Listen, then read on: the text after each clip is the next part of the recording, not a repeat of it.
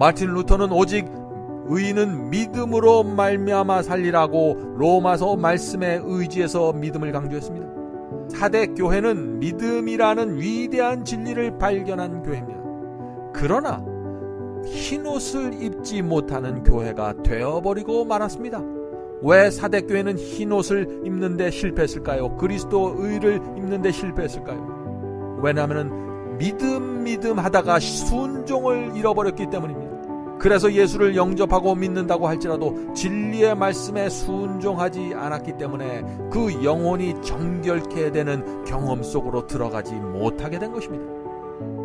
베드로전서 1장 22절 말씀 읽겠습니다. 너희가 진리를 순종함으로 너희 영혼을 깨끗하게 하여. 자, 앤드류 강입니다. 요한계시록의 전체 시리즈는 마지막 사명 웹사이트의 바이블 칼리지에 잘 준비되어 있습니다. 적그리스도와 짐승의 표, 마지막 환란과 7재앙, 그리고 기독교 역사에 대한 전반적이고 정확한 말씀이 준비되어 있습니다. 성도 여러분, 이번 기회에 꼭 저희 사이트에 오셔서 전체 강의를 들어보시기를 제가 부탁드립니다.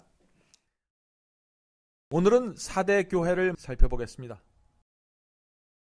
기도하겠습니다. 하늘에 계신 아버지, 7교회 예언 속에서 하나님께서 교회를 인도하시는 그 흐름을 볼 수 있도록 도와주시옵소서. 주님, 오늘도 중요한 예언을 공부하려고 합니다. 성령을 보내주셔서 저희 마음을 붙잡고 지도해 주시옵소서. 저희 마음이 이 세상에 속한 것들로부터 떠나서 하늘의 사물로 들어가게 도와주시옵소서. 주께서 주시는 새로운 빛이 올 때마다 깊이 생각하고 판단할 수 있는 지혜를 허락해 주시옵소서. 예수 그리스도의 이름으로 간절히 기도드립니다. 아멘. 성경에서 흰옷은 그리스도의 의를 나타냅니다. 그러므로 흰옷을 입는다는 것은 그리스도의 의를 입는다는 것입니다. 성도 여러분, 7교회 예언은 흰옷에 대한 전쟁입니다. 7교회 예언에서 흰옷에 대한 전쟁이 어떻게 벌어질까요? 그리스도께서는 성도에게 흰옷을 입히려고 하는데 사탄은 벗기려고 하는 것입니다. 사탄은 에베소 교회에서 니골라당의 교리로 흰옷을 벗기려고 했고, 버가모 교회에서는 발람의 교리로 벗기려고 했습니다. 두아디라 교회에서는 이세벨의 행음으로 성도들의 흰옷을 벗기고 벌거벗게 만들었습니다.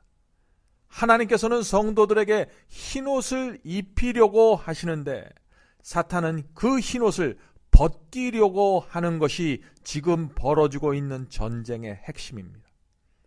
사탄은 우리에게 더러운 옷을 입히고 어떤 때는 우리를 발가벗겨서 수치스럽게 만듭니다. 그러나 하나님께서는 진짜 옷을 입혀서 우리를 구원하시는 것입니다. 그것에 대한 도전으로 사탄은 가짜 옷을 만들어서 주면서 이것을 입어도 구원받을 수 있다고 미혹하는 것입니다. 이것이 7교회 예언에서 벌어지는 투쟁입니다. 우리가 지금 공부하고 있는 이 4대 교회에서도 가장 큰 문제는 흰옷을 입지 못하는 것입니다. 계시록 3장 4절 보겠습니다. 그러나 4대, 개신교회죠. 개신교회에 그 옷을 더럽히지 아니한 자 몇 명이 내게 있어. 여기서 몇 명이라고 했는데 영어 성경에는 a few라고 했습니다. 적은 숫자의 사람들입니다. 적은 사람의 숫자들이 네게 있어 흰옷을 입고 나와 함께 다니리니, 예수님과 함께 다니리니 그들은 합당한 자인 연고라. 자, 이 말씀은 정말 중요한 말씀입니다.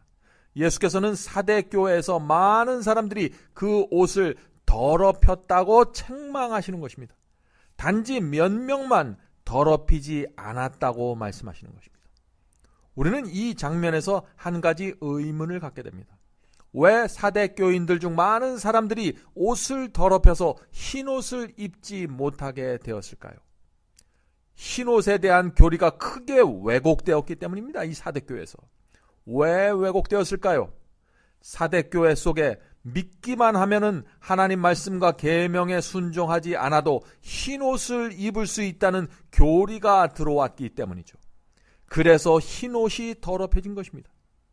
그러므로 사대교회의 문제를 이해하려면 흰옷이 무엇이고 그 흰옷을 입는 경험이 어떤 것인지 알아야 하는 것입니다. 흰옷은 성도들의 의로움이라고 했습니다. 계시록 19장 8절에 그 말씀이 있습니다. 킹 제임스 성경으로 제가 읽겠습니다. 그에게 허락하사 깨끗하고 흰 세마포를 흰옷을 입게 하셨은즉 이 세마포는 성도들의 의로다 하더라. 흰옷은 성도들의 의를 상징한다고 했습니다. 그러므로 사대교인들이 흰옷을 입지 못했다는 말은 그들이 예수님을 믿는다고 말하지만 의의 옷을 입고 있지 않다는 것이죠. 다시 말해서 예수님을 믿는다고 하지만 그 생애 속에 의의 열매가 맺히지 않았다는 뜻입니다. 흰옷을 입지 못했다는 말은 구원을 잃어버린 상태라는 뜻입니다. 오늘날 많은 분들에게 굉장히 충격적인 진리가 있는데 그것은 예수님을 영접했다고 말하고 기도드리고 매주 예배 드리는 데에도 불구하고 그 마음과 삶 속에 의의 열매가 맺히지 않으면 흰옷을 그리스도의 의를 옷 입고 있지 못하다는 뜻입니다. 예수께서는 흰옷을 입지 못한 상태를 이렇게 설명하셨습니다. 마태복음 7장 19절부터 21절입니다. 아름다운 열매를 맺지 아니하는 나무마다 찍혀 불에 던주리라. 열매가 없으면 지옥불에 던져지겠다는 말씀이죠. 이러므로 그의 열매로 그들을 알리라. 나더러 주여 주여 하는 자마다 천국에 다 들어갈 것이 아니요 다만 하늘에 계신 내 아버지의 뜻대로 행하는 자라야 들어가리라. 얼마나 분명한 말씀입니까? 흰옷의 또 다른 의미는 계명을 지키는 신앙입니다. 계시록 22장 14절의 말씀을 보겠습니다. 그 두루마기를 빠는 자들은 복이 있나니. 자, 두루마기 옷을 하얗게 빠는 자들이 복이 있다는 말이죠. 이는 저희가 생명나무에 나아가며 문들을 통하여 성에 들어갈 권세를 얻으려 함이로다. 한글 성경에는 두루마기를 빠는 자들이라고 했는데 킹 제임스 성경을 보면은요, 하나님의 계명을 지키는 자들이라고 번역되어 있습니다. 그러므로 계시록 22장 14절 우리가 방금 읽은 이 말씀은 이렇게 읽을 수 있는 것입니다. 하나님의 계명을 지키는 자들은 복이 있으니 이는 저희가 생명나무에 나가며. 자, 그러므로 두루마기 옷을 하얗게 빠는 것과 계명을 지키는 것이 관계가 있는 것입니다. 자, 어떤 관계가 있다는 것일까요? 계명을 지키지 않으면 옷이 더럽혀진다는 것입니다. 자, 이것은 당연한 이야기입니다. 우상을 섬기지 말라는 계명, 여호와의 이름을 망령되이 일컫지 말라는 계명을 지키지 않으면 옷이 더럽혀진다는 것입니다. 안식일을 기억하여 거룩하게 지키라는 계명을 지키지 않으면 의의 옷이 더럽혀진다는 것입니다. 부모를 공경하라는 계명과 간음하지 말라는 그 10계명을 지키지 않으면 흰옷이 더럽혀진다는 것이죠. 그래서 두루마기를 빠는 자들은 복이 있나니를 계명을 지키는 자들은 복이 있다고 번역하고 있는 것입니다. 자, 그러나 우리가 여기서 오해하지 말아야 합니다. 우리가 계명을 아무리 열심히 잘 지킨다고 해서 그 공로로 흰옷을 입는 것은 아닙니다. 우리가 착각하면 안 됩니다.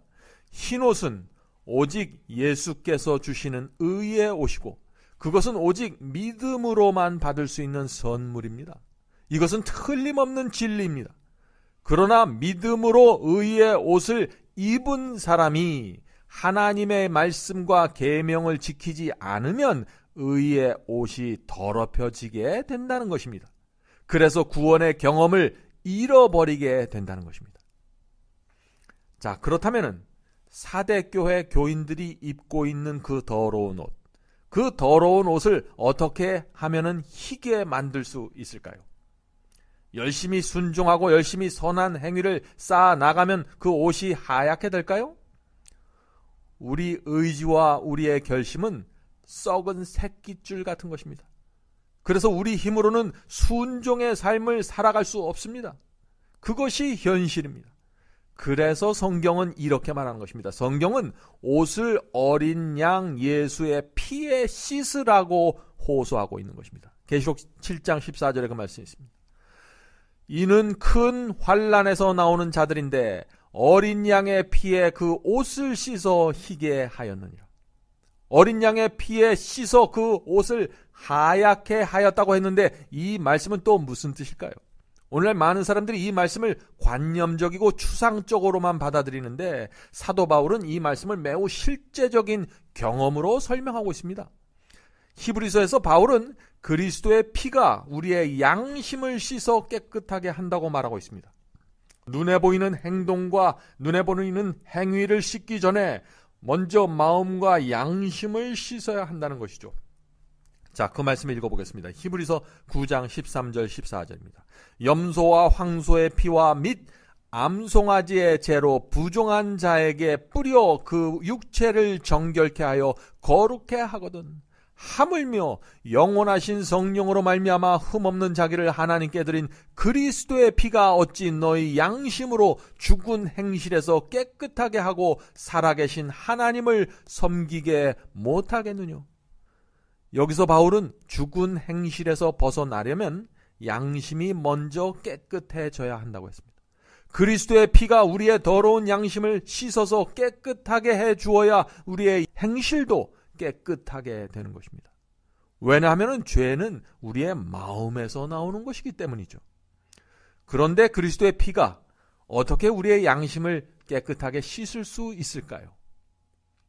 부모의 희생을 아는 자녀가 철이 들고 효자가 되는 것처럼 그리스도의 사랑과 피를 바라보고 그 의미를 아는 자는 양심이 씻겨져서 그리스도께 큰 빚을 진 자로 살아가게 되는 것입니다. 하나님의 효자로 살아가게 되는 것이죠. 그 말씀이 로마서 8장 12절에 있습니다. 그러므로 형제들아 우리가 빚진 자로 돼 육신에게 져서 육신대로 살 것이 아니니라.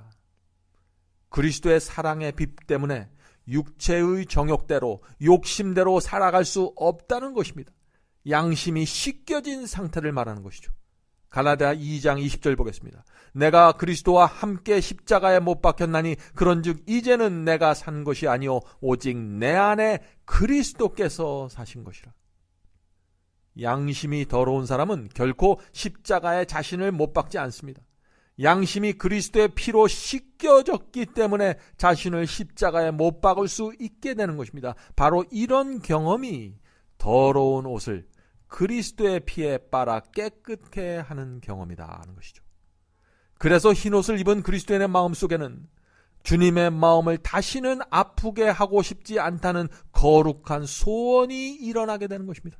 다시는 그분의 가슴에 못질하지 않겠다는 결의가 새겨지게 되는 것입니다.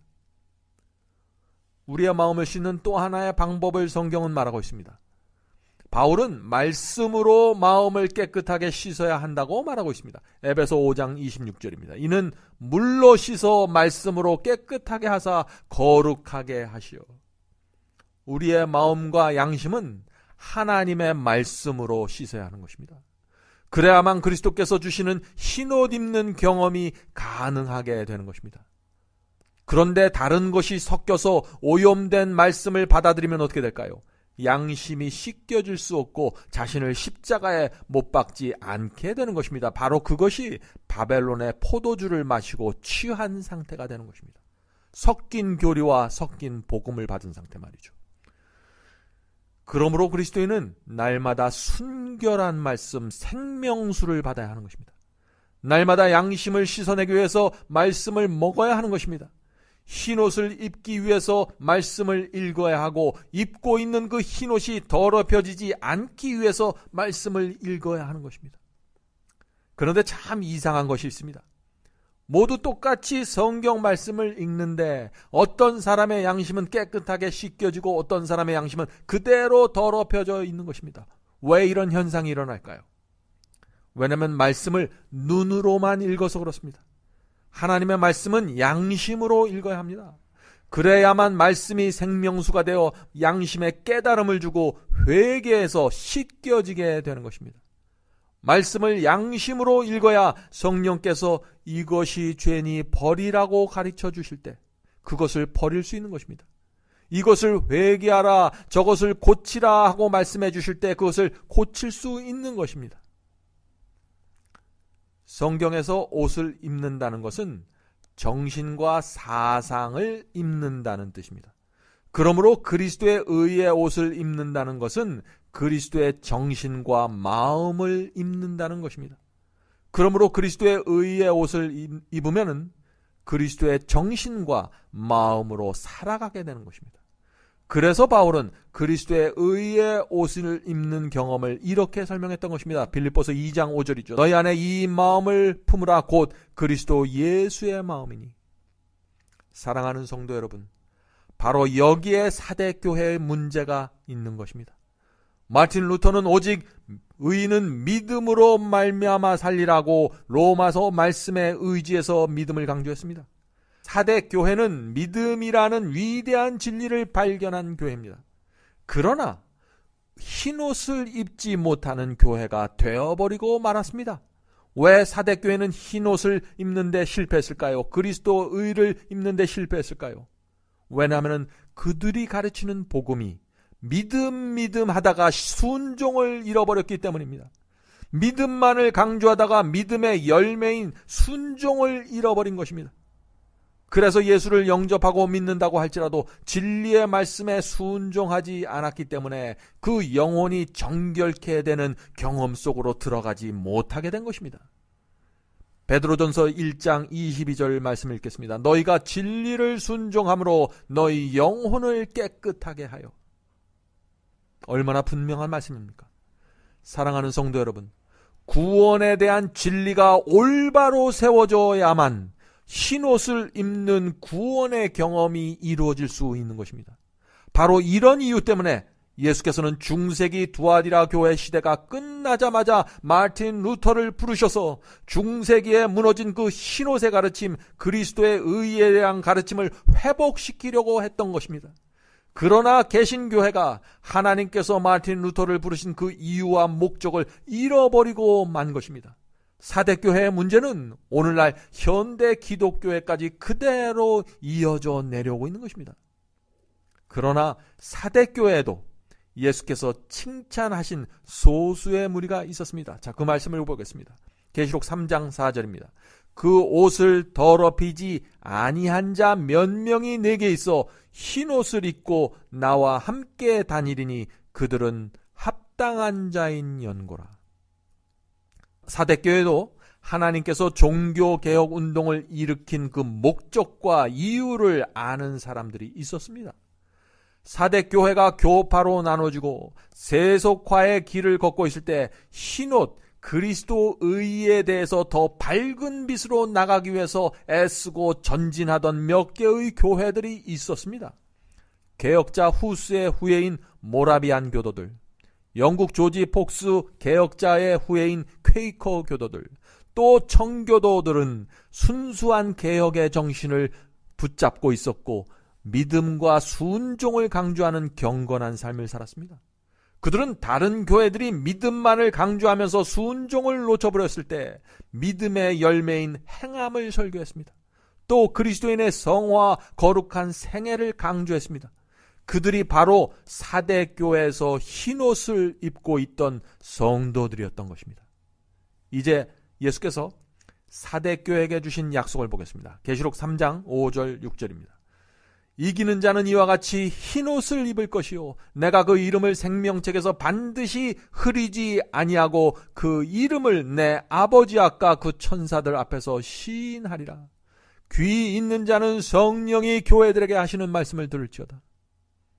사랑하는 성도 여러분, 여러분은 오늘 우리가 살펴본 이 사대교회 예언에서 성령의 음성을 들으셨습니까?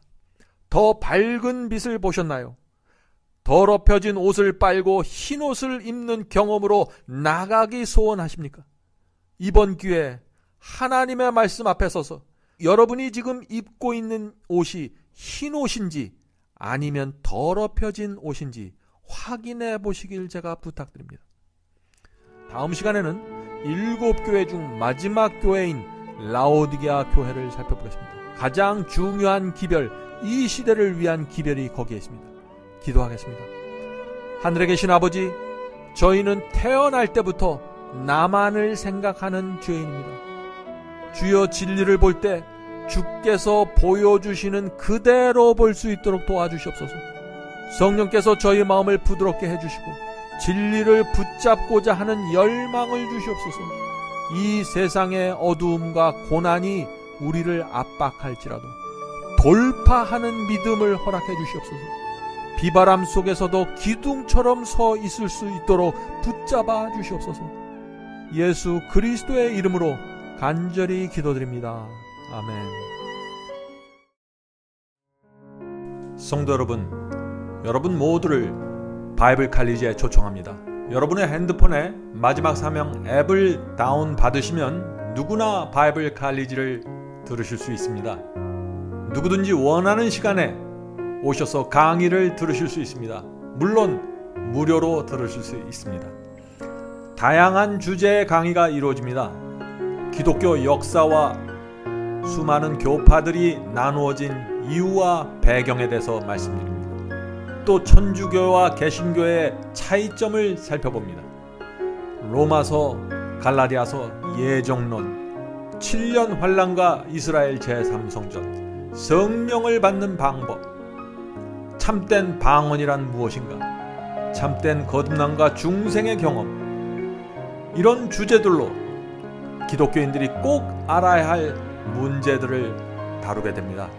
성경절 하나하나 찾으면서 설명해 드리기 때문에 새로 신앙을 시작한 분들도 누구나 쉽게 분명하게 이해할 수 있습니다. 제가 최선을 다해 설명해 드립니다. 이번 기회에 여러분의 신앙을 말씀의 반석 위에 세우게 되길 제가 간절히 바랍니다. 그럼 바이블 칼리지에서 여러분을 찾아뵙겠습니다. 감사합니다.